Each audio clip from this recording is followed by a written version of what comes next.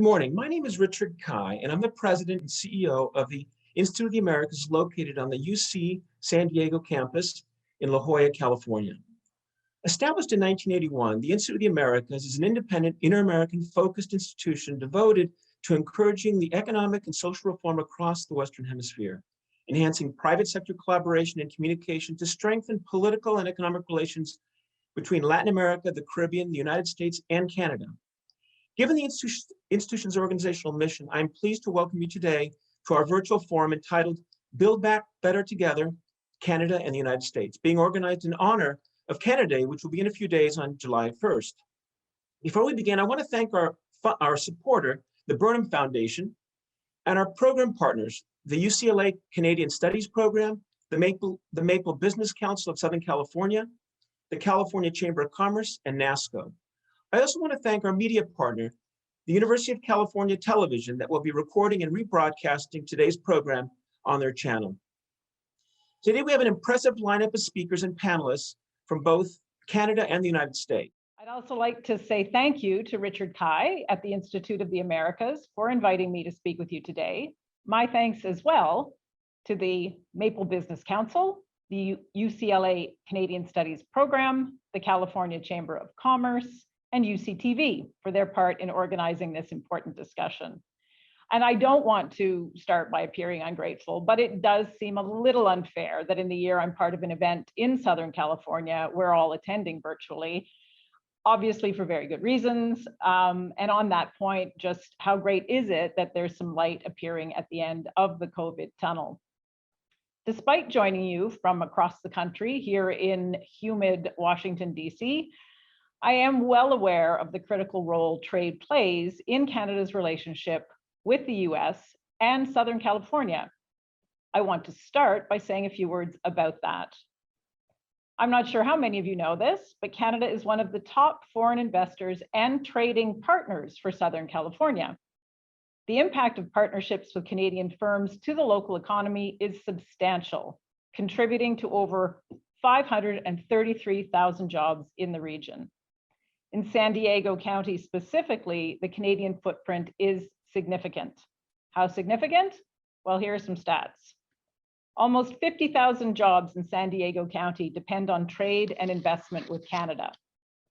Close to 5,000 people are employed at 168 Canadian-owned businesses across San Diego County, familiar businesses like Stantec, City National Bank, Aldo, Colliers International, and Bombardier Transportation Holdings, to name a few. And then there are perhaps less familiar companies that are making a real difference in your community, like FredSense, a Calgary-based women and LGBTQ-led biotechnology firm developing tools for real-time water analysis. Also, there's Phoenix Molecular Designs, another women-led Canadian biotech company, which hit a major milestone in 2019 when it received FDA clearance to move its breast cancer fighting drug into a phase 1/1b clinical trial. And of course, there are all of the companies that export goods and services to Canada. 1.7 billion in goods and 914 million in services are exported by San Diego County to Canada annually. Now, those are a lot of numbers to keep straight, and don't worry, I will not quiz you following my remarks. But I do think it's important to highlight the strong foundation upon which the trade relationship is built and what we have put in place on which we can build moving forward. Of course, a fundamental part of the Canada-US Trade Foundation is our newly modernized USMCA, or the new NAFTA, which came into force almost exactly a year ago on July 1st, 2020. But before we talk about the future and all of its opportunities and possibilities, I'd like to take a moment to reflect on the last 16 months or so and the impacts on our bilateral trade relationship. By now, it is an understatement to say that we've experienced a period of significant instability, uncertainty, loss, and change in the United States, in Canada, and across the globe. On a parochial note, it's hard for me to believe it was back in March 2020 that my boss, Kirsten Hillman, was appointed as Canada's ambassador to the United States the first woman to hold this role. Not long after, in the same month, as the impact of the pandemic was becoming more fully understood, Canada and the United States moved to restrict all non-essential travel along the Canada-US border. It really was an extraordinary time. As a reminder, this is a border that, under normal circumstances, sees over 400,000 crossings a day. It's a border that supports about $2 billion USD in goods and services trade between our two countries every day. 2 billion. Roughly 3/4 of Canada's exports go to the United States. The goal of this joint Canada-US decision was to suspend all non-essential border crossings for public health and safety reasons, while minimizing the impacts on our economies. Therefore, we continued to allow the movement of essential workers and the transport of goods for manufacturers, and of course, food and medical supplies. The data shows that the restrictions achieved the goals they set out to achieve. Following the sharp declines in trade flows at the onset of the pandemic, our efforts in co-managing the border meant that by December 2020, bilateral trade flows were back to 95% of pre-pandemic levels. As our two countries continue to focus our efforts on fighting the pandemic and turning our minds to an eventual easing of border measures, things are looking even better on the trade front. Through the first quarter of 2021, both US exports and US imports of goods and services from Canada exceeded the levels in the same period of 2020. In fact, US exports of goods to Canada hit 28 billion in March alone, the highest level seen since October 2014. Because we have an almost perfectly reciprocal trading relationship, we're happy to report that the exact same thing can be said about US imports from Canada. It's worth noting that throughout these last 15 months, we have had very good cooperation with both the previous and current administrations in making thoughtful and collaborative decisions about our shared border. More recently, the Prime Minister and the President agreed to take a coordinated approach based on science and public health criteria when considering measures to ease Canada-US border restrictions, a commitment that was reiterated recently when they spoke at the G7. Consistent with that approach, Ambassador Hillman and I and others at our embassy and in Ottawa and elsewhere are in regular contact with our US colleagues about the border. There are active and ongoing high-level discussions on these issues, and we are identifying together the conditions under which restrictions may be eased safely and sustainably. Cooperation, and in particular COVID cooperation, has also served as an important component of our early work with the Biden administration. Beginning on Inauguration Day, the embassy began receiving calls from senior members within the new administration, seeking to establish contact both with Ambassador Hillman and with Canadian ministers and senior government officials. It marked a strong and substantive start to the relationship. By leveraging our positive relationship with President Biden, which started during his tenure as Vice President, we are reinvigorating the Canada-US relationship. This was certainly the focus back in February when President Biden and Prime Minister Trudeau met for the first time, virtually of course, the President's first bilateral meeting with a foreign counterpart since taking office. As a result of that meeting, the leaders announced an ambitious roadmap for a renewed US-Canada partnership, which outlines a number of concrete actions for Canada-US collaboration in the coming years. And I say ambitious because we think of it as quite a remarkable document and a huge achievement. Oftentimes, leaders' statements can be high level, a bit brief, maybe a little vague, but this is a substantive, meaty, several pages long document, a big bilateral to-do list, if you will, encompassing a number of priorities with clear objectives. I think one of the reasons we were able to articulate such a substantive roadmap is that there is enormous alignment between the Biden administration and the Government of Canada from a policy perspective. For both our countries, not surprisingly, the top priority is ending the COVID-19 pandemic and focusing on economic recovery, knowing that the two priorities are inextricably linked. The reality is that economic recovery in Canada and in the United States will be faster, stronger, and more enduring if we move forward together.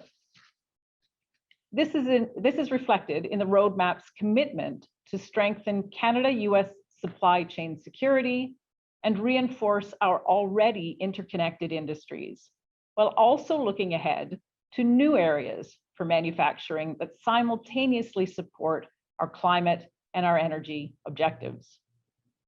With respect to our energy objectives, and in recognition of how integrated our energy needs and infrastructure are, we will also continue to collaborate on critical minerals, battery development and production, and energy governance. On critical minerals, our joint action plan is an opportunity to promote responsible mineral resource development and related value-added economic activity while addressing key supply chain vulnerabilities. On climate change, an issue that Californians experience in a very real way every day, Canada and the US are seizing opportunities created by the roadmap to accelerate our climate ambitions and work together internationally. In April of this year, the United States hosted an ambitious high-level climate summit at which both Canada and the United States announced new emissions reduction targets. As part of our commitment under the Paris Agreement, Canada will reduce our emissions by 40 to 45% below 2005 levels by 2030. Canada and the United States are now working together in the lead up to COP26 in November to encourage other countries to take similarly ambitious steps. At the recent G7 meeting in Cornwall, the Prime Minister also announced a doubling of Canada's climate finance from $2.65 billion in 2015 to $5.3 billion over 5 years, including increased support for adaptation, as well as for nature and nature-based solutions. We are also working together bilaterally to make these global commitments a reality. In March, Canada and the United States launched a high-level ministerial dialogue on climate ambition to better align policies and regulations between our two countries and address greenhouse gas emissions and their impacts, all while stimulating economic growth, creating jobs, and improving public health. Through this dialogue, we are also strengthening our cooperation on policies and investments to manage land carbon sinks, like forests, more effectively and improve their resilience to climate impacts, including wildfires and floods. The dialogue builds upon our cooperation in other areas. In 2019, Environment and Climate Change Canada signed a memorandum of understanding with California Air Resources Board to strengthen cooperation on greenhouse gas emissions reductions. Since 1966, when it established the first tailpipe emission standards in the United States, California has led the way in regulating vehicle emissions. As we continue to improve fuel economy and transition to zero-emission vehicles, Canada will work to align federal light-duty vehicle regulations with the most stringent performance standards in North America post-2025, whether at the US federal or state level. In other environmental news, Canada and the United States have committed to conserving 30% of lands and water by 2030 and have made policy and financial commitments in that regard. For Canada, this includes continued investments of $3.2 billion to the Nature Legacy, which includes efforts to collaborate with Indigenous and sub-federal partners. And just this past week, Energy Secretary Granholm and Canada's Minister of Natural Resources, Seamus O'Regan, renewed a memorandum of understanding on energy cooperation between our two countries, which reaffirms our partnership as we advance our shared priority of a people-centered clean energy transition that leaves no one behind. Of interest to this audience, I'd note that energy trade between Canada and California is worth over $1 billion annually and includes renewable energy exports from British Columbia that contribute to California's emissions reductions objectives. Our bilateral and global commitments in the roadmap also include cooperation in the areas of security and defense, including continental defense, cybersecurity, cross-border crime, and the Arctic. From a security and economic standpoint, Canada and the United States are also looking at ways to align our approaches on China, including how we deal with China's coercive and unfair economic practices, national security challenges, and human rights abuses. President Biden has said he wants to work closely with traditional allies, and he wants the US to re-engage in multilateral organizations, including the World Trade Organization, the UN, the G7 and G20, and NATO. A very recent example of this commitment to engaging with allies was at the G7 summit, where Canada and the United States joined their G7 counterparts to commit to a shared agenda for global action to build back better. As part of that agenda, the Prime Minister confirmed Canada's commitment of 100 million doses as part of the overall G7 commitment to international dose sharing of COVID-19 vaccines. And as I said at the outset, fighting COVID and focusing on economic recovery efforts are inextricably linked. As I think you can see from all of these commitments, there is a real sense of alignment and opportunity between our two countries. This alignment can also be seen in our shared determination to combat systemic racism and discrimination and to advance diversity and inclusion in our societies, including from an economic prosperity standpoint. In Canada, June marks National Indigenous History Month, an important opportunity to learn about, appreciate, and acknowledge the contributions that First Nations, Inuit, and Métis people have made in shaping our country. This year, National Indigenous History Month is taking place at a time of great sadness in our country, following the discovery of the remains of children near former residential schools. This month is dedicated to the missing children, the families left behind, and the survivors of residential schools. The mistreatment of Indigenous children at residential schools is a tragedy, the impacts of which are still felt today. Over decades, thousands of Indigenous children were taken from their families and communities. Prime Minister Trudeau has acknowledged that these findings are part of a larger tragedy and a shameful reminder of the systemic racism, discrimination, and injustice that Indigenous peoples have faced and continue to face in Canada. He is asking us as a country to acknowledge this truth, learn from our past, and walk the shared path of reconciliation so we can build a better future. While each of our countries has different histories and difficult truths to face, we also have a unique opportunity to walk the path together, as we so often do as neighbors. Learning from each other, sharing best practices in the promotion of diversity and inclusion will help us move in the right direction. It will also ensure a more equitable and sustainable economic recovery. Which brings me back to the broader issue of economic recovery within the theme of this webinar. It's fair to say our countries and our leaders also have a very similar vision for economic recovery. It is one focused on good paying and secure jobs and ensuring that the benefits of economic growth are more accessible and shared more widely. Similar to what is happening here in the United States, in Canada, the COVID-19 recession has been the steepest and fastest economic contraction since the Great Depression. It has disproportionately affected low-wage workers, young people, women, and racialized Canadians. For businesses, it has been a two-speed recession, with some finding ways to prosper and grow, but many businesses, especially small businesses, fighting to survive. The pandemic has also caused real hardship for the small business community. In Canada, our most recent budget articulates an approach and a series of concrete actions to ensure a sustainable economic recovery.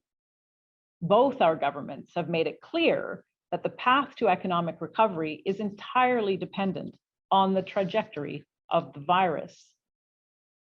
Given that, first and foremost, Budget 2021 is focused on finishing the fight against COVID-19. Canada's top priority remains protecting Canadians' health and safety. I am happy to report that the vaccine rollout is well underway across Canada, with federal government support in every province and territory, and Canadians enthusiastically rolling up their sleeves to do their part. And yes, that pun was very much intended. Budget 2021 is also about healing the wounds left by the COVID-19 recession. It's about creating more jobs and prosperity for Canadians in the days and decades to come. It makes historic investments to address the specific wounds of the COVID-19 recession, put people first, create jobs, grow the middle class, set businesses on a track for long-term growth, and ensure that Canada's future will be healthier, more equitable, greener, and more prosperous. The hallmark of Canada's budget is a transformative investment to build a Canada-wide early learning and childcare system, an initiative that is very much part of Building Back Better and a shared roadmap commitment. This is a plan to drive economic growth, increase women's participation in the workforce, and offer each child in Canada the best start in life.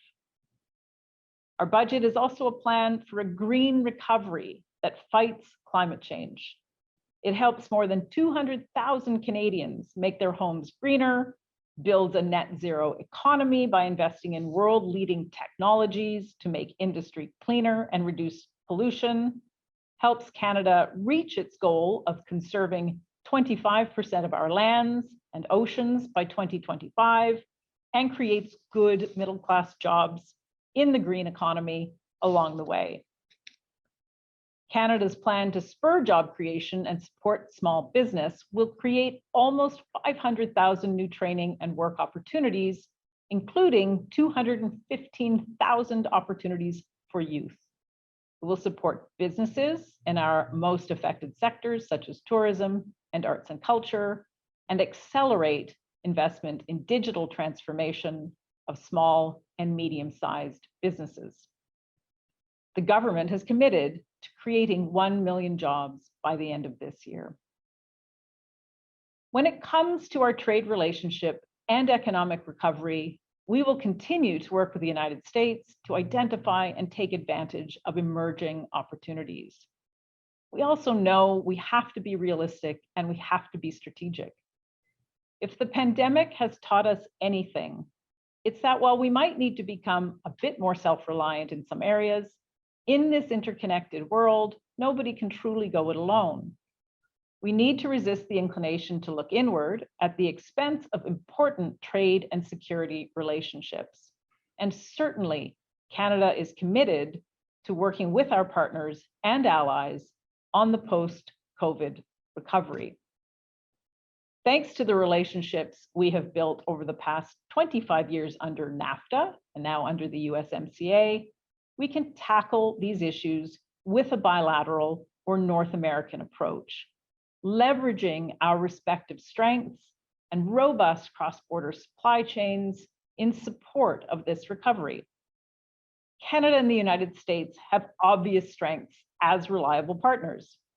We have similar economic structures, comparable environmental policies, a shared vision for greening government and greening infrastructure, a shared industrial base, and a shared commitment to diversity, equity, and justice. Regarding the President's Building Back Better agenda, and with respect to infrastructure, which we know is a priority for this administration, we recognize the US interest in supporting American workers and jobs. On that, we would simply point out that with respect to integrated cross-border Canada-US supply chains, imposing domestic content requirements can have the opposite effect. They can negatively affect American workers and jobs, and the timelines and costs associated with important infrastructure projects. Let's not forget, we don't just sell things to each other, we build things together. Canadian building and construction materials are some of the greenest in the world. Using Canada-US supply chains to build infrastructure means lower emissions associated with both production and transportation. Our countries also have robust labor regimes. Many of our workers are represented by the same unions, and their leaders are keen to find a pragmatic way forward that protects workers and supply chains on both sides of the border. As we move forward, similar to how we've worked together during previous economic downturns in the interest of both our countries, it's critical that we work together again in support of our economic recovery efforts. This will ensure that our economic recoveries deliver on the promises of stimulating our economies and getting our citizens, all our citizens, back to work. To conclude, it should be fairly clear by now that the Prime Minister and the President share a similar vision when it comes to building back better, one that is sustainable, inclusive, and helps strengthen the middle class. Despite global challenges in the face of uncertainty and instability, Canada's relationship with the United States endures.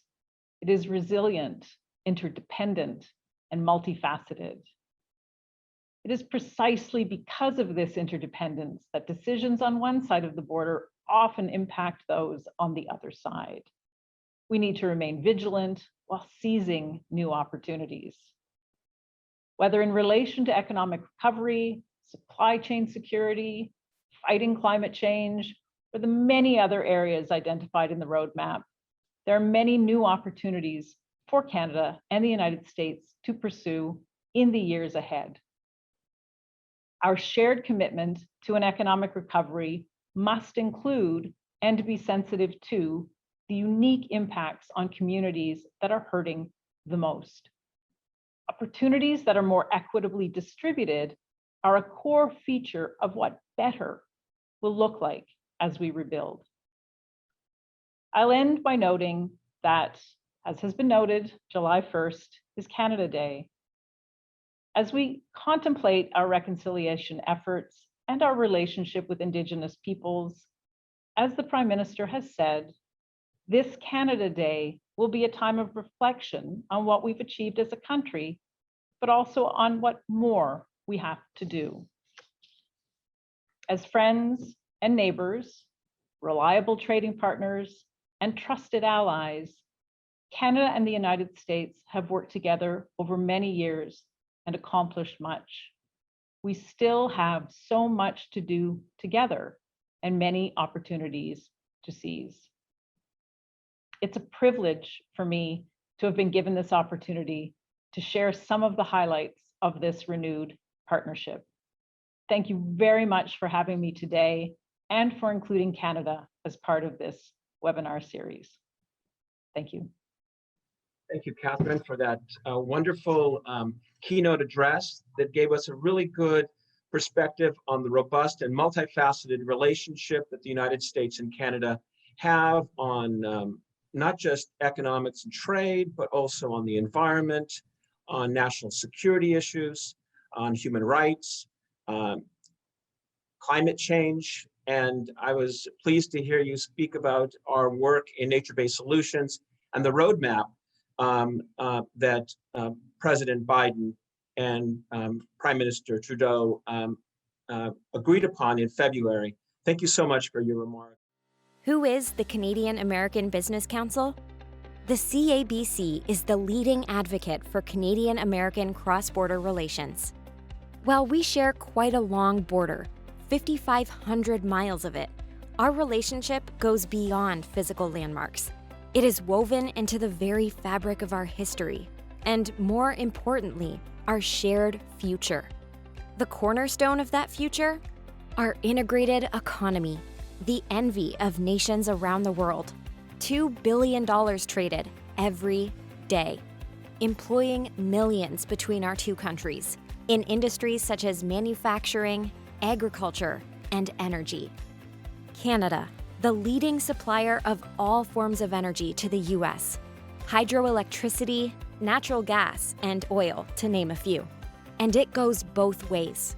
Our bilateral energy trade reached $110 billion in 2019. But our energy partnership extends beyond trade, with a joint commitment to sustainability and ongoing efforts for a clean energy future, prioritizing the shared stewardship of our bountiful natural resources. Beyond energy, we also share one of the world's largest investment relationships, at close to $900 billion. And in agriculture, Canada is the largest market for the United States, accounting for over 15% of AG exports. This mutually beneficial relationship, seen in the ongoing construction of the Gordie Howe International Bridge, connecting the world's most prosperous trade corridor of Detroit, Michigan, and Windsor, Ontario. 2020 certainly upended many aspects of the flow of people, goods, and commerce. Pre-pandemic, nearly 400,000 people crossing our common border each day. However, with a ban on non-essential travel in place, that stream reduced to a trickle. But the CABC is leading the way for a return to normalcy, setting the table for innovative conversations between business leaders and policymakers, working to reopen the border safely to re-energize our tourism industries, finding solutions during the economic downturn, and to position us for greater success in the future for our shared prosperity.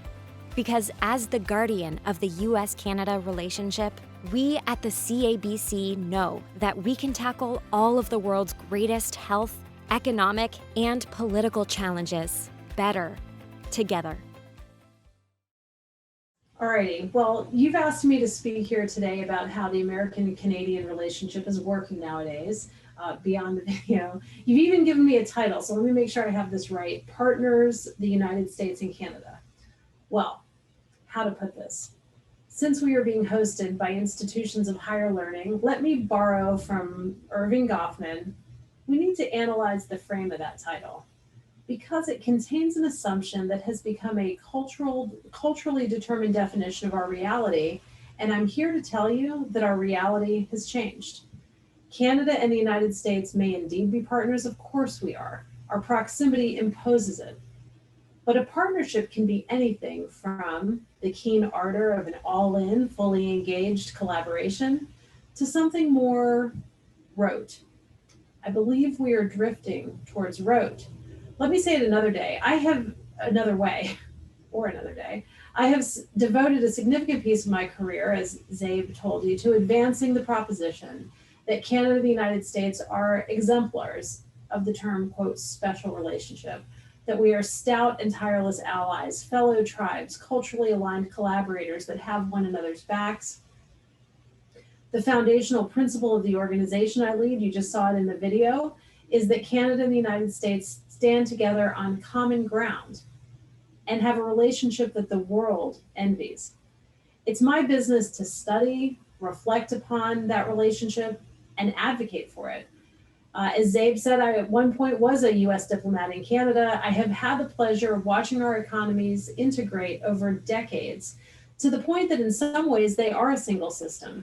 I consider myself, I hope I can say this, to be among the champions of that relationship, not unlike the distinguished speakers we have heard from all day today so far. Certainly I believe and I preach that whatever our two countries do, we're better together. All of which is to say that if I, among all people, am questioning the very notion that Canada and the United States are still fully engaged, enthusiastic partners, then something has changed. It is not something we are naturally inclined to say, and it's not something that I have said publicly before, yet I'm saying it, and I'll tell you why. I think we have to stop taking refuge in out-of-date references. We need to re-examine old narratives and come up with new ones that are suited to today's reality. Let's start with one of the oldest and often repeated and greatest accepted truths of all, that Canada and the United States are the best friends and the closest allies. Canadians, after all, can disappear into a crowd of Americans, at least if they avoid saying out and about in public. In each other's countries, Canadians and Americans are probably the world's most relaxed tourists. We have a common language, common cultural references. Our military and political business leaders are utterly comfortable with each other. Canadian soldiers fought alongside American troops in both world wars and nearly every conflict since. We have a common aerospace defense organization, NORAD. We haven't attacked one another militarily in more than 2 centuries. We share secrets and technologies and supply chains. We are in each other's daily news cycle and weather maps. But look closer, and the lackluster rote of some of the joint declarations, look when they become more obvious, closer look when they become more obvious. To an awful lot of Canadians and Americans on the left and on the right, the success of our integrated economies now smacks of globalization. What was once prized is now rejected by large swaths of the population. For the past 4 years, the US had an isolationist president who denounced what he called globalism. When he threatened to tear up NAFTA, the trade agreement that binds our economies, the most successful economic partnership in the history of the world, millions of Americans cheered. They cheered again when Trump declared that Canadian steel and aluminum were threats to American national security and placed tariffs on them. For that and for all sorts of other reasons, I expect you can imagine, President Trump was just about universally loathed in Canada.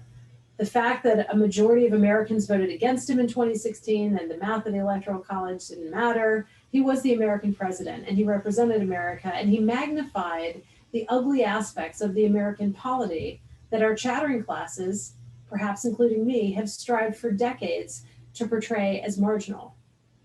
As everyone now understands, they are not marginal.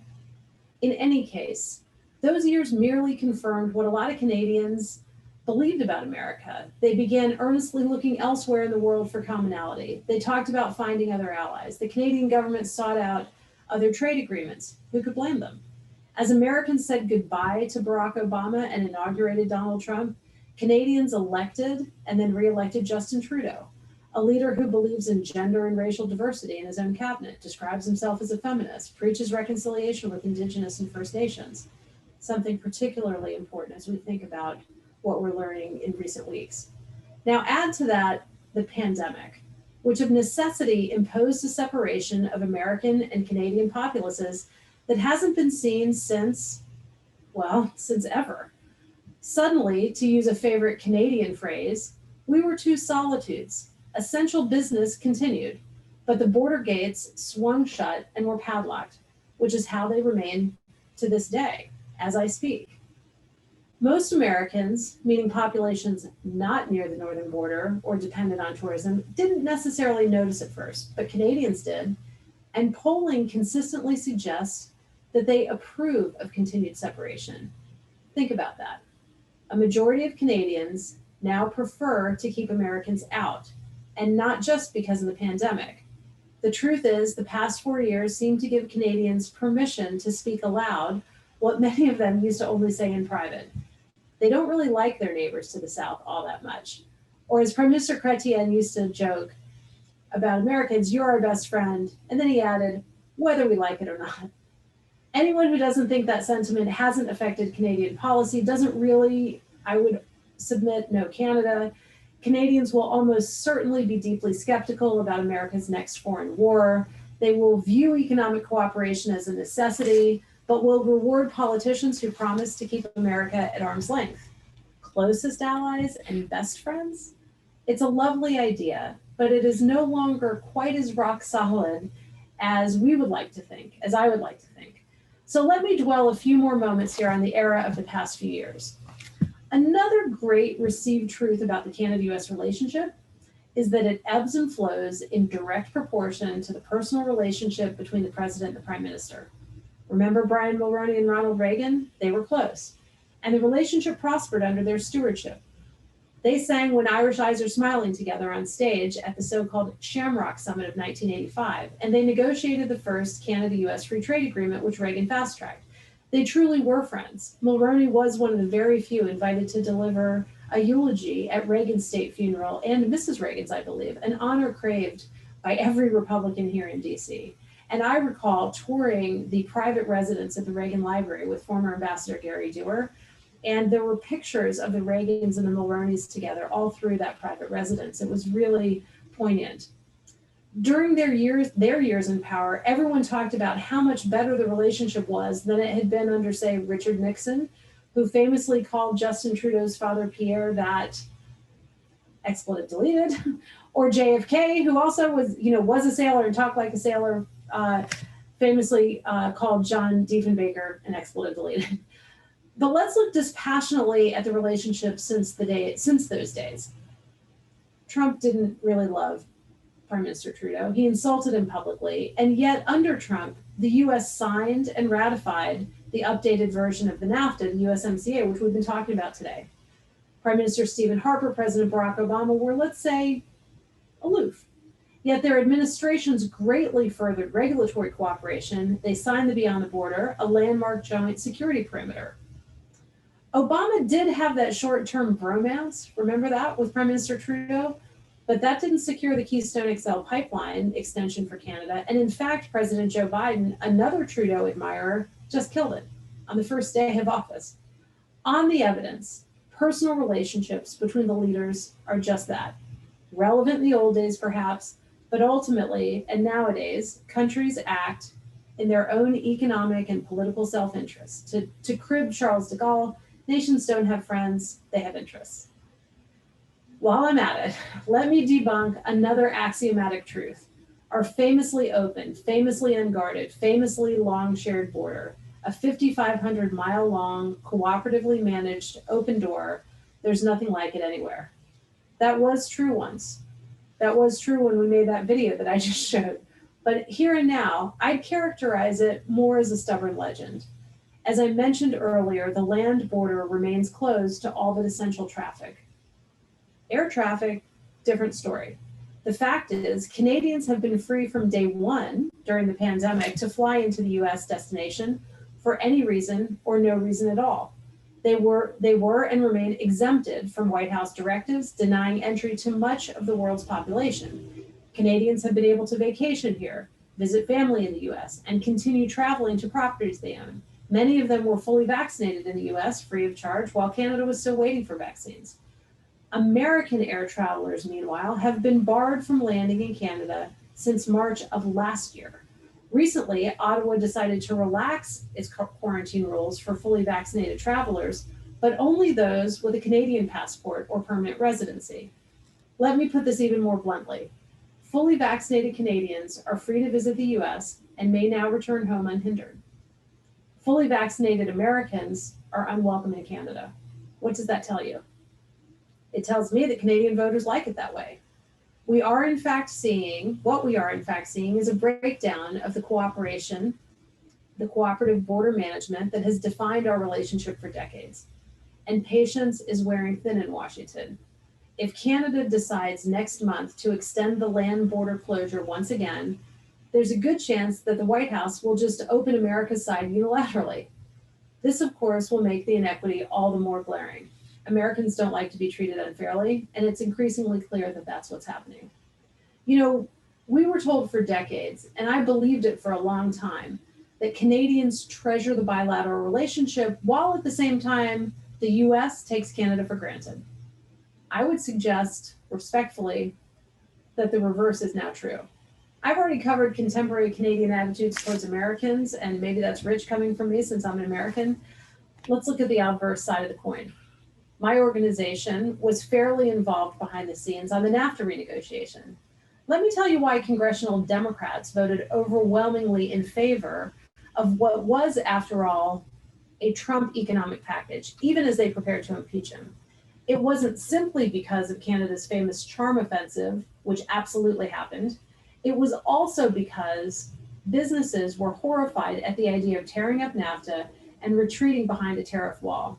We made it clear to Congress that costing jobs and prosperity are unacceptable, and both sides of the political aisle listened. No, Americans no longer take the special relationship, such as it is, for granted. I would submit that lately, perhaps Canadians do. Maybe none of the Canadians on this call today, but in general. Some pretty important people in Washington, Chuck Schumer, Amy Klobuchar, Patty Murray, Brian Higgins, Elise Stefanik, are noticing. But look, I understand it is not useful for me to identify challenges without suggesting solutions. So let me propose a few. Some of them have already actually been discussed today, so I'm going to highlight, underscore, and put an exclamation point behind them. We need to help each other, and meaningfully. Instead of complaining about the inevitable Buy American clauses and American spending packages, and I don't mean to minimize concerns about that, Canada could help its own case by throwing in with the United States on something big and meaningful. I'm talking about the Innovation and Competition Act, formerly known as Endless Frontiers. It's a huge bipartisan effort to compete with Chinese statism. It sinks more than $100 billion into artificial intelligence, semiconductors, quantum computing, biotechnology, advanced communications. China has denounced it as an example of Cold War prejudice, which in itself should tell you something. It's encouraging to see Canada already working closely with the United States to counter China's effective monopoly on rare earths and critical minerals. I give Canada's former ambassador, my good friend David McNaughton, a lot of credit for getting this cooperation going. I would add, and Canada is continuing and doubling down on that. I would add, though, that a lot more needs to be done, and done more quickly. Electric vehicles will displace the internal combustion fleet, and those vehicles will need batteries, and those batteries will require critical minerals. You know, I don't need to tell you, Canada that hasn't been bruised by China's leadership, joining with the US to counter China would send a good message, and it would amplify our alliance. It would certainly replenish some of the goodwill that has dissipated in the last several years. Or Canada could even more formally lock arms with Washington on energy policy, as Eric Miller articulated just a few moments ago. Canada already feeds the US grid with renewable green hydroelectric power and expertise on carbon capture. Imagine the potential for real change if they were combined with America's market power, capital, and ingenuity. Talk about inspiring the world. The MOU that Minister O'Regan and Secretary Granholm signed last week is a step in the right direction. Let's try to ensure that those words become meaningful action. And let's hope that the spirit of cooperation that's represented in that MOU is also replicated in how the US and Canada resolve existing challenges about the Michigan dispute with Enbridge on its pipeline that moves underneath the Straits of Mackinac. We also need to entrench the things that we have long taken for granted. Really, let us stop arguing endlessly about softwood lumber and craft a permanent political agreement. And it should be obvious that our shared real estate makes a coordinated environmental policy essential. NORAD should be expanded to counter new threats. Those Russian hackers who clogged up the East Coast fuel supply bring the combined full force of our military and cyber experts to bear. I could go on, and I will if we have time during the question period. But my salient point is this: let's not keep up old pretenses. Let's be mercilessly practical. Let's do what is in our shared best interest. We have nurtured and promoted tropes about ourselves that sound old and hackneyed to anyone who studies the relationship. We need a new, less sentimental analogy. We are not different branches of the same family tree or bickering siblings. We might not even be terribly special to one another. Or maybe we're closer than I thought. Ian Sanders today didn't talk about Canada and the United States as best friends, but he did say that Canada is strategic and important. Maybe we are being more realistic. If you think about it, President Kennedy's assertions to the Canadian Parliament 50 years ago remain objective truth. Economics has made us partners. Necessity has made us allies. We really don't need a group hug. we really need to take a clear-eyed view of what has worked, decide what's in our common interest, and pursue it. Earlier, I said that my organization's mantra is that whatever we do better together. So everything I've said, notwithstanding, that is quite simply true. So let me ask you this. Why wouldn't we? Why wouldn't we do it together? So thank you so much for the invitation, Richard and Zabe, and I look forward to the dialogue. Thank you, Scotty. I want to start by asking you, Scotty, about the Canadian American Business Council. You've got some very influential members that have a lot of clout in both countries. You talked about the need to rethink the way we look at the Canadian-American relationship. What role can the Canadian American Business Council play in beginning to shape that new dialogue and to change the paradigm? Well, thanks, Richard. I think one of the things that civil society can do, that private sector corporations can do, that everybody can do is speak clearly about how good it is that we cooperate together. And so what our members can do and what we do hopefully is by engaging in that dialogue and by speaking clearly, we provide some political cover, I hope, that allows governments to kind of do the right thing. Everybody, there's an old saying in Washington, I can't remember which president it was, but he was meeting with a group of lobbyists and he said, okay, you've convinced me. Now go out there and make me do it. So there's something that the business community, again, civil society can do by not just agreeing behind closed doors, but also getting out there in the public domain in places like today and speaking fearlessly and not just waiting for governments to tell us what we need to think, but providing with a little leadership ourselves.